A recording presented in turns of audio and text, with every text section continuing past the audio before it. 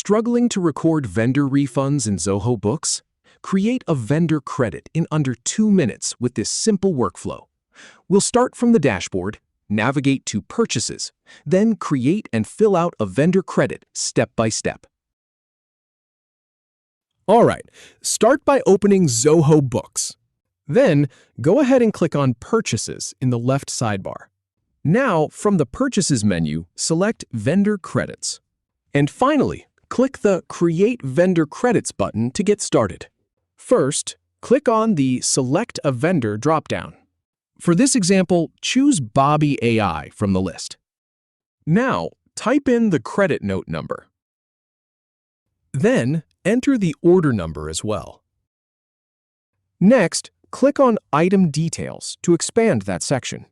For example, select AI Marketing Campaign from the item list. Type any adjustment amount if needed, and add any notes for reference. Once everything is filled in, click Save as Open.